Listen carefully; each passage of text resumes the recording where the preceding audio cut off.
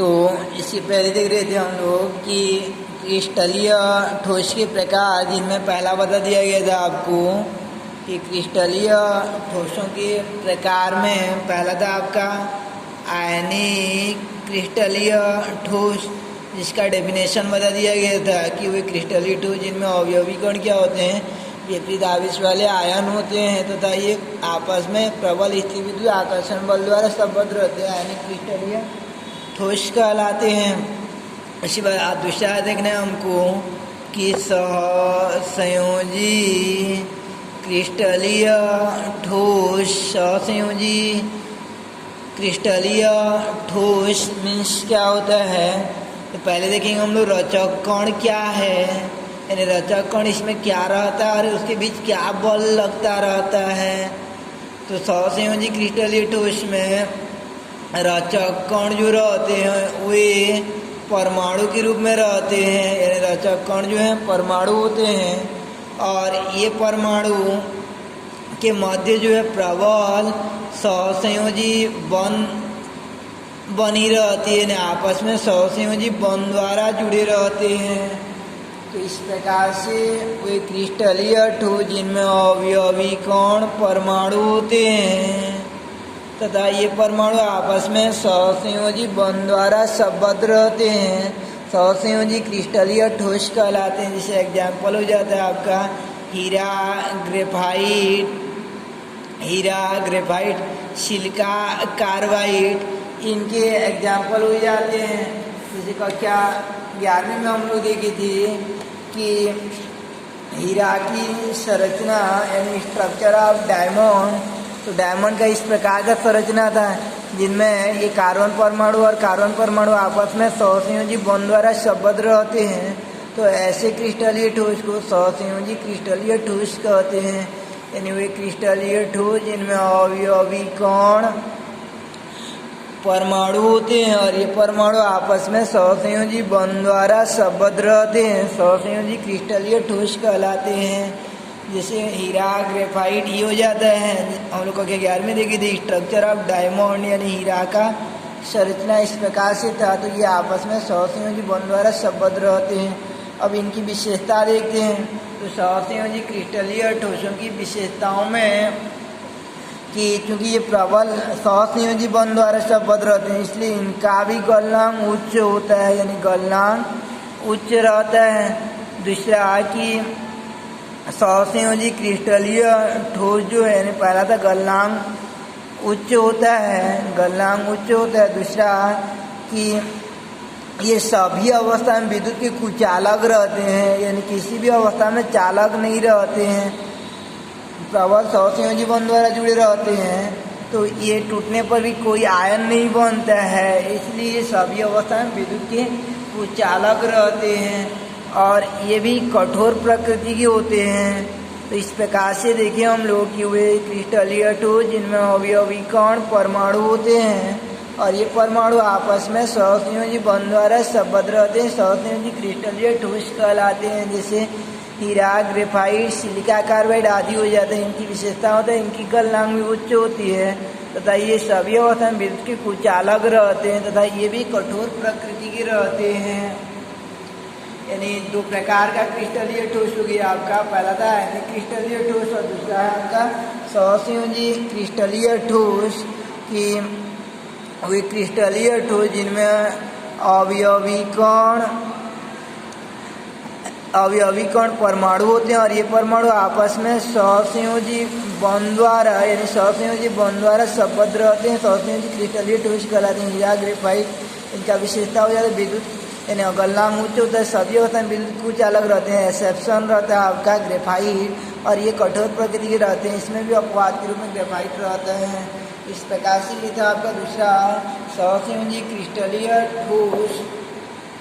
इसके बाद हम लोग तीसरा देखते हैं कि धात्विक क्रिस्टलीय ठोस यानी मेटालिक क्रिस्टलाइन सॉलिड, धात्विक क्रिस्टलीय ठोस। तो धात्विक क्रिस्टलीय ठोस मीन्स क्या रहता है, तो इनके नाम से स्पष्ट होता है कि धात्विक क्रिस्टलीय ठोस में जो अवयवी कण रहते हैं वो धातु से ही प्राप्त होते हैं।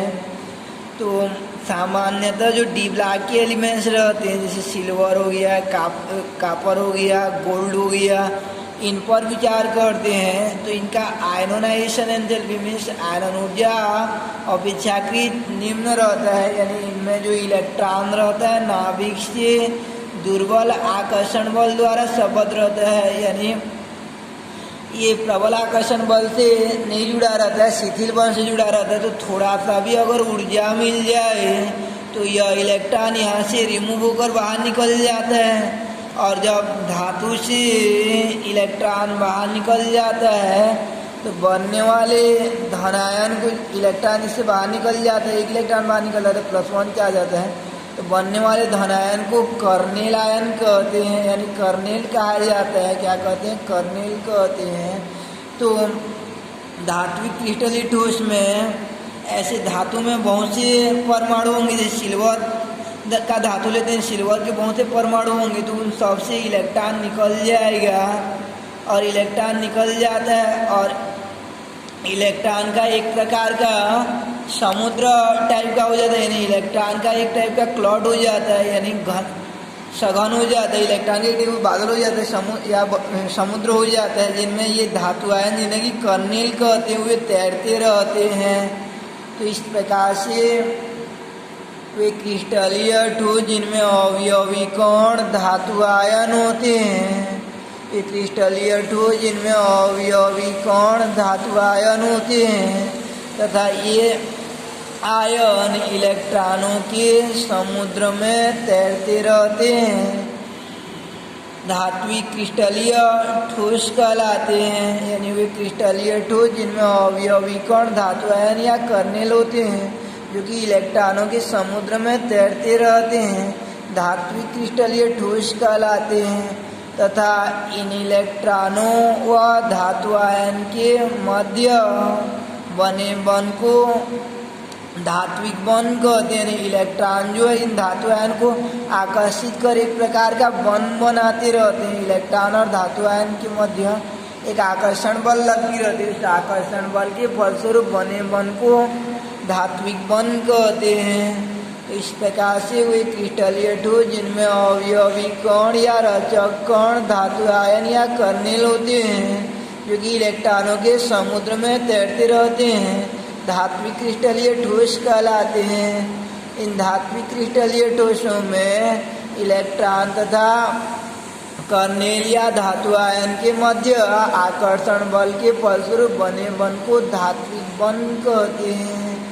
इनकी जैसे हम लोग की एग्जाम्पल के रूप में देखते हैं, जैसे कार्तिक का पूर्णिमा दिन रहता है तो उस दिन क्या रहता है आपका कि बहुत सुबह नहाने के लिए जाते हैं, सब दिया पकड़ के जाते हैं, तो उस दौरान पूरा तालाब में क्या करते हैं, दिया को जलाते रहते हैं। तो वह ऐसा दृश्य प्रतीत होता है मानो कि इलेक्ट्रॉनों के समुद्र में, यानी इलेक्ट्रॉनों के समुद्र में ये धनायन यानी दिए जो जलते रहते हैं, उसी प्रकार से इलेक्ट्रॉन के समुद्र में जो है ये धनायन तैरते रहते हैं। जैसे मान लीजिए कि कहीं पर कुछ कार्यक्रम या शादी जैसे हो रहा है या दशकर्म हो रहा है तो वहाँ पे महिलाएं गए रहते हैं, तो सब महिलाएं खड़े होकर झुंड बनाए रहते हैं। तो दौरान उनके बच्चे जो हैं, एक दो के जैसे बच्चे रहते हैं, तो वो नीचे उतर कर जो है खेलते रहते हैं पूरा प्रांगण में, और बहुत से महिलाएं खड़े रहते हैं। तो वो ऐसे प्रतीत होते हैं मानो कि इलेक्ट्रॉनों के समुद्र में धातु आयन तैरते रहते हैं।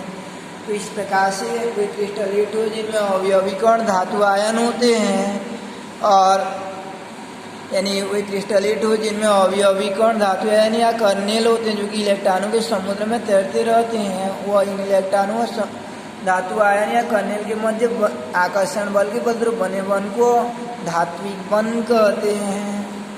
अब इनका एग्जाम्पल हो जाता है जितने भी ठोस अवस्था वाले धातु रहते हैं, सिल्वर, गोल्ड, ये सब जो है सिल्वर, गोल्ड, कापर, ये धात्विक क्रिस्टलीय ठोस के इंटरवल में आ जाते हैं। जितने भी धातु रहते हैं सब धात्विक क्रिस्टलीय ठोस में आ जाते हैं। इनकी विशेषता देखते हैं धात्विक क्रिस्टलीय ठोस, क्योंकि ये धातु रहते हैं और धातुओं का गलनांक उच्च रहता है, इसलिए पहला विशेषता रहता है कि इनका गलनांक उच्च रहता है।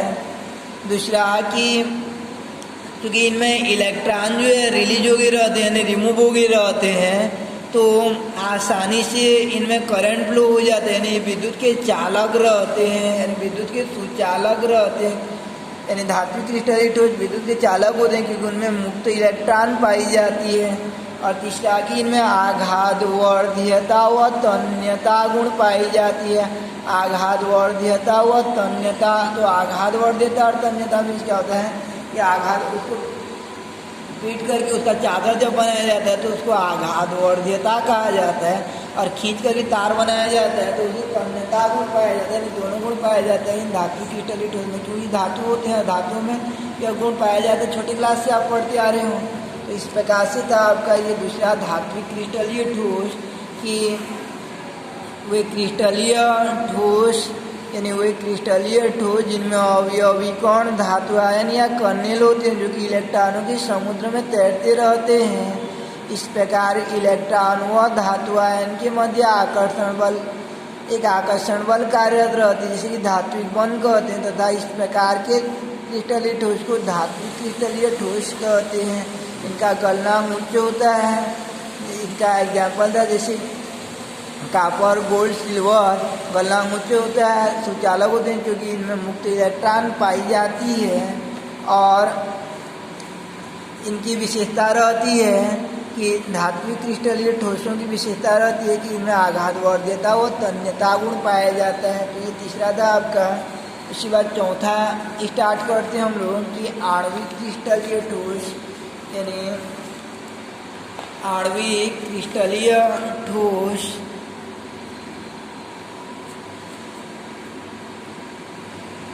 तो आणविक क्रिस्टलीय ठोस में इसके नाम से स्पष्ट होता है कि इनमें अवयवी कण अणु होते हैं। जैसे आयोडीन लेंगे तो I2 रहता है, शुष्क बर्फ लेंगे तो CO2 रहेगा। तो वे और इन अणुओं के मध्य यानी रचक कण पहला क्या हो गया, अणु हो गया। अब लगने वाला बल क्या है उसको देखते हैं। तो लगने वाला बल, तो अणुओं के मध्य 3 प्रकार का बल लगता रहता है। पहला होता है अन्योन्य बल होता है, यानी अन्योन्य बल, और दूसरा होता है द्विध्रुव आकर्षण बल होता है, डायपोल अट्रैक्शन फोर्स होता है। और तीसरा होता है आपका कि हाइड्रोजन बंध होता है, यानी अणुओं के मध्य 3 प्रकार का बल लगती रहती है, जिनमें से था आपका पहला अन्योन्य बल। तो रही बात किससे अन्योन्य बल कहेंगे, अध्रुवीय अणु। तो अध्रुवीय अणु किन्हें कहते हैं, जो समान प्रकार के परमाणु से मिलकर बने रहते हैं, जैसे I2H2, ये अध्रुवीय अणु हो जाते हैं। तो इन अध्रुवीय अणु यानी अध्रुवीय अणुओं के मध्य ध्रुवीयता नहीं पाई जाती है, फिर भी इनमें कुछ न कुछ आकर्षण बल लगता रहता है, और कणों के मध्य कुछ न कुछ आकर्षण बल लगता रहता है, जिसे कि अन्योन्य बल कहते हैं। क्या कहते हैं, अन्योन्य बल कहा जाता है। तो एक अन्योन्य बल लगता रहता है अध्रुवीय अणु, और ध्रुवीय अणु जैसे HI हो जाता है आपका। तो HI में I की विद्युत ऋणात्मकता अधिक रहता है, तो साझे का इलेक्ट्रॉन जो I की ओर अट्रैक्ट हो जाता है, तो I पर तनिक माइनस चार्ज और H पर तनिक धनावेश आ जाता है। तो इस प्रकार जब ध्रुवीयता उत्पन्न हो जाती तो ऐसे ध्रुवीय अणुओं के मध्य लगने वाला बल को, इसका I और इसका H, इनके मध्य लगने वाला बल को डायपोल अट्रैक्शन फोर्स यानी द्विध्रुव आकर्षण बल कहते हैं। और तीसरा टाइप का कि द्विध्रुव आकर्षण बल कार्यरत रहेगा, जबकि हाइड्रोजन के साथ एक तरफ जो है ये F रहेगा, या हाइड्रोजन के साथ N रहेगा, हाइड्रोजन के साथ N रहेगा। तो इस दौरान इनके मध्य लगने वाला बल को, या ऑक्सीजन रहेगा तो इनके मध्य लगने वाला बल को कहा जाता है आपका, यानी इनके मध्य लगने वाला बल को हाइड्रोजन बंध कहते हैं। हाइड्रोजन किन में बनता है, HF के मध्य बनता है, यानी F रहेगा तो बनता है, और N रहेगा तो बनता है, या O रहेगा तो बनता है। तो इन तीनों स्थिति में द्विध्रुव द्विध्रुव आकर्षण बल को हम लोग हाइड्रोजन बल कहते हैं।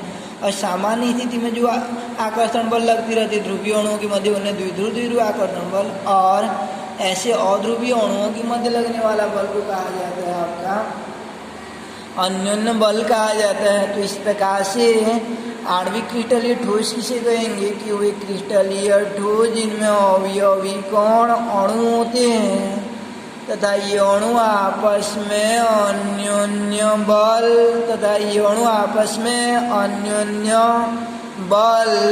या द्विध्रुव आकर्षण बल या द्विध्रुव आकर्षण बल या हाइड्रोजन बॉन्ड द्वारा सबद्ध रहते हैं, आणविक क्रिस्टलीय ठोस कहलाते हैं। इनकी विशेषता हो जाता है क्योंकि इनमें दुर्बल आकर्षण बल लगती रहती है, अन्योन्य बल या द्विध्रुव आकर्षण बल या एच बॉन्ड, इसलिए इनका गलनांक निम्न होता है।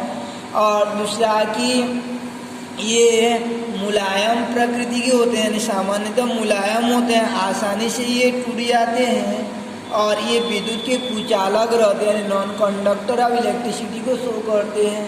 तो इस प्रकार से चौथा हो जाता है आपका कि वे क्रिस्टलीय ठोस जिनमें अवयवी कण अणु होते हैं, ये अणु आपस में दुर्बल अन्योन्य बल या द्विध्रुव आकर्षण बल या हाइड्रोजन बॉन्ड द्वारा सबद्ध रहते हैं, आणविक क्रिस्टलीय ठोस कहलाते हैं। जैसे शुष्क बर्फ हो जाता है और ठोस आयोडीन हो जाता है, या केवल बर्फ हो जाएगा, ठोस कार्बन डाइऑक्साइड को ही शुष्क बर्फ कहते हैं। तो